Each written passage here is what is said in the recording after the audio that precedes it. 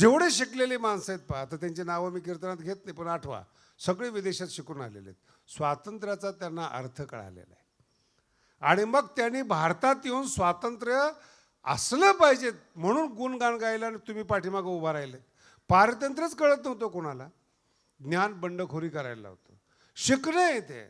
1000 वर्ष गुलामगिरीमध्ये भारत होता, नंतर इंग्रजांच्या काळात गुलामगिरीमध्ये होता. गुलामगिरीची सवय लागल्यामुळं आत्तासुद्धा लोकशाहीचा अर्थ कळत नाही. जे दिलेलं स्वातंत्र्य आहे त्याचा उपयोग करता यावा याला सुद्धा अक्कल लागते. विठ्ठल विठ्ठल. म्हणून ध्येयानं वेडी होणारी माणसं वेगळी आहेत आणि पैशासाठी वेगळी झालेली माणसं वेगळी आहेत. आता तुम्ही जेवढे बसलेले आहेत ना, सगळे कोणते पिक्चर पाहतात माहिती आहे का? मुलीसाठी वेड्या झालेला जो हिरो आहे त्याचेच पिक्चर पाहता तुम्ही. कुणाचे पिक्चर पाहता? आणि घरात ते घडलं नाही पाहिजेत. आणि पिक्चर तुम्हाला तेच आवडतात जिथं हिरो आपल्या हिरोईनसाठी आयुष्य देतो, जान देतो, भांडणं करतो, कोळाबरोबर बापाबरोबर बंड खरी करतो, त्याचे तुम्ही पिक्चर हिट करता. खरं आहे खोटं आहे? बाप नको म्हणतो लग्न करायला, हिरो पाठीमागं लागतो, बंडखोरी करतो, आणि तीच बंडखोरी जर तुमच्या घरात झाली तर किती वाईट वाटतं तुम्हाला. म्हणून पुरस्कार करताना सुद्धा विचार करा की आपण चांगलं म्हणतो कुणाला. ज्याला चांगलं समजतो पिक्चरला ते आपल्यात घरात होता कामा नये. विठ्ठल विठ्ठल. कळत नाही आपल्याला या गोष्टी. म्हणून संत संग देई सदा. चांगल्या लोक कधीच पुरुष असं म्हणताना ऐकलं का रूप चांगलं आहे म्हणून? पुरुषामध्ये रूपाची किंमत स्त्रीला असते. कारण की पुरुष जेव्हा जन्माला येतो तो आईच्या उदरातून जन्माला येतो, आणि तो जर कर्तृत्ववान असेल, देखणा असेल, बुद्धिमान असेल, त्याने कितीही जरी आईला त्रास दिला तर ती पाहिल्या वेध लावी. म्हणून जेवढे अभंग आहेत त्या सगळ्यांचा सार स्त्रीच्या शब्दातून बाहेर आलेला आहे. कृष्णाला पाहत असताना तुम्ही काय पाहता? रामाला पाहत असताना काय पाहता? जेवढे संस्कृतमधले शास्त्र आहेत ना, फक्त रूपाचं वर्णन करणार आहेत. रूपाचं वर्णन. भगवान रामचंद्र प्रभू कसे होते, दिसायला कसे होते. तुम्ही आता अनेक भजनं वगैरे ऐकले, तुम्ही तुमच्या मनामध्ये त्यांचे सगळं आठवून घ्या. कृष्णाचं वर्णन करत असताना काय वर्णन केलेलं आहे? ज्ञानोबारांचं वर्णन करत असताना उगवला खांब कर्दळीचा गाभा. किती देखणे होते ज्ञानेश्वर महाराज, त्यांचं वर्णन आलेलं आहे. वैदिक घराण्यामध्ये आणि राजघराण्यामध्ये माऊलीचा जन्म आहे. बरं, माऊलींचे पंजोबा जे होते ते फार मोठे योद्धे होते आणि आपेगावचे राहणार होते. त्यावेळेस देवगिरी राजधानी होती आणि मी संभाजीनगरला कीर्तन करतोय. म्हणजे तुम्हाला लवकर समजेल की ते अंतर किती आहेत. देवगिरीचं राजकारणामध्ये पंजोबा होते आणि ते युद्धात मारले गेले, बीडच्या युद्धामध्ये. म्हणून त्यांच्या आजोबांनी ठरवलं की इथून पुढं आपल्याला राजकारण करायचं नाहीत, मारायचं नाहीत. म्हणून आपल्या मुलाला शिकवलं, विठ्ठलपंतांना शिकवलं आणि अजून पुढं शिकावं आणि मोठा व्हावा म्हणून ते काशीला निघाले होते. अशांच्या घरात ज्ञानोबारांचा जन्म आहे. विठ्ठल विठ्ठल. आणि जेव्हा हे कीर्तनकार सांगतात ना असं झालं नाही तसं झालं नाही, मला फार वाईट वाटतं बरं का. प्रत्येकाच्या जीवनामध्ये दुःखाचा फेज येतो, नाही असं नाही. 2-4 दिवस दुःखाचे असतात. याचा अर्थ त्या माणसाने जीवनात आनंदच घेतला नाही असा असतो का? तुम्ही माझ्या समोर बसलेले आहेत, 1-2 वर्ष तुमचे दुःखात गेले असतील ना, शिकत असताना गेले असतील. काहींचा बाप खराब आहेत, मार खाण्यात दिवस गेले असतील. काहींची सासू खराब आहेत. पण तो एक फेज म्हणतो आम्ही त्याला, एक जीवनाचा क्रम आहे तो.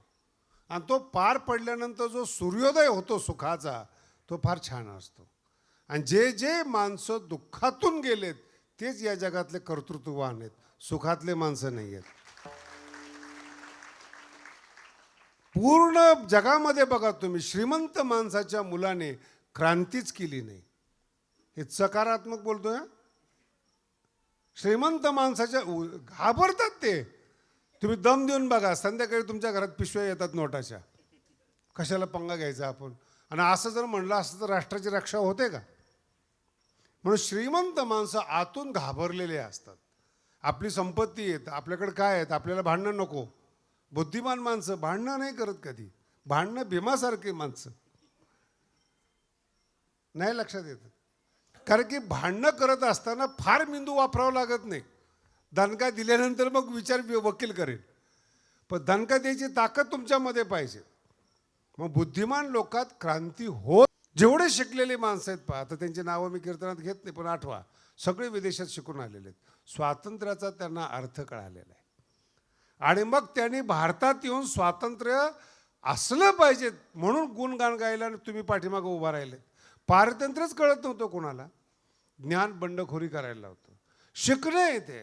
1000 वर्ष गुलामगिरीमध्ये भारत होता, नंतर इंग्रजाच्या काळात गुलामगिरीमध्ये होता. गुलामगिरीची सवय लागल्यामुळं आत्तासुद्धा लोकशाहीचा अर्थ कळत नाही. जे दिलेलं स्वातंत्र्य आहे त्याचा उपयोग करता यावा याला सुद्धा अक्कल लागते. विठ्ठल विठ्ठल. म्हणून ध्येयानं वेडी होणारी माणसं वेगळी आहेत आणि पैशासाठी वेगळी झालेली माणसं वेगळी आहेत. आता तुम्ही जेवढे बसलेले आहेत ना, सगळे कोणते पिक्चर पाहतात माहिती आहे का? मुलीसाठी वेड्या झालेला जो हिरो आहे त्याचेच पिक्चर पाहता तुम्ही. कुणाचे पिक्चर पाहता? आणि घरात ते घडलं नाही पाहिजेत. आणि पिक्चर तुम्हाला तेच आवडतात जिथे हिरो आपले हिरोईनसाठी आयुष्य देतो, जान देतो, भांडणं करतो, कुळाबरोबर बापाबरोबर बंड खरी करतो, त्याचे तुम्ही पिक्चर हिट करता. खरं आहे खोटं आहे? बाप नको म्हणतो लग्न करायला, हिरो पाठीमागं लागतो, बंडखोरी करतो, आणि तीच बंडखोरी जर तुमच्या घरात झाली तर किती वाईट वाटतं तुम्हाला. म्हणून पुरस्कार करताना सुद्धा विचार करा की आपण चांगलं म्हणतो कुणाला. ज्याला चांगलं समजतो पिक्चरला ते आपल्यात घरात होता कामा नये. विठ्ठल विठ्ठल. कळत नाही आपल्याला या गोष्टी. म्हणून संत संग देई सदा. चांगल्या लोकांच्या संपर्कात आपली मुलं आली पाहिजेत, चांगल्या संस्कारामध्ये मुलं राहिली पाहिजेत. आमच्या गडावर 200 मुलं आहेत महाराज. उद्या नोकरी लागो नाही तर लागो, दारू तर पिणार नाहीत, बापाला तर मारणार नाहीत, घराच्या बाहेर तर काढणार नाहीत. याला संस्कार म्हणतात, याला संगती म्हणतात. आणि ही संगती श्रीमंतामध्ये जी असते ते लपून असते, घाबरलेलं असतं अंतःकरण. पैसा आहे, प्रॉपर्टी, सत्ताधारी माणसाला दम देऊन बघा बरं तुम्ही, लगेच कॉम्प्रोमाइज करतात. काय पाहिजे ते तुम्हाला घ्या पण ग बस. बंड मोडण्याचा प्रयत्न करतात. ज्याच्याकडे आहे ते घाबरलेले आहेत. म्हणून त्यांच्या बाबतीतलं अंतःकरण मिळते, अंतःकरण मोकळंच करत नाहीत. म्हणून त्यांच्या चेहऱ्याकडे पाहिलं तर मोकळेपणा वाटत नाहीत. ज्ञानोबांनी ज्ञानेश्वरीमध्ये फार सुंदर सांगितले बरं का. पुण्यवान कोणाला म्हणावं? दर्शने प्रशस्ती पुण्यपुरुष. ज्याला पाहिल्यानंतर समाधान वाटतं त्याला पुण्यपुरुष म्हणावं. आणि तोच अभंग आहे. रूप पाहता म्हणजे कोणतं रूप पाहताना? पुण्यवानाचं रूप पाहत असताना, देवाचं रूप पाहत असताना. मग आणि स्त्रियांना जास्त माहिती आहे, ज्याचा चेहरा चांगला आहे त्याचं अंतःकरण चांगलं आहे. जे बुद्धिमान माणसं आहेत ना, चेहऱ्यावरून कळतात की याच्या मनात काय चाललेले आहेत. काय डोळ्यातून मनामध्ये प्रवेश करता येतो. आणि जो मनाचा मोकळा आहे ना त्याचाच चेहऱ्यावर आनंद असतो, इतरांच्या चेहऱ्यावर नाहीत. म्हणून भगवंताचं कृष्णाचं रूप पाहिल्यानंतर, रूप पाहता काही लागत नाही बरं. तुम्ही आता हे शहर आहे तुम्हाला माहिती आहेत, मुलींना आहे ना फक्त रूप लागतं. कन्या वर येते ना, तो किती श्रीमंत आहे, त्याच्याकडे किती गाड्या आहेत वगैरे, काही लागत नाही. मुलीला जर म्हटलं ना तो गरीब आहे पण दिसायला चांगला आहे, ती मुलगी श्रीमंताच्या घरातून पळून जाते. आळंदीमध्ये मी धर्मशाळा बांधत असताना बघितलं का मोठ्या घराण्यातली बाई गौंडीचं काम करत होती. ते मलाही माहीत नव्हतं, बाई होती. आता आळंदी आहेत, नाही कळालं. ज्यांना कुठं स्थान नाही ते कुठे येतात? माऊली ना, सगळ्याला पदरात घेते. पण नंतर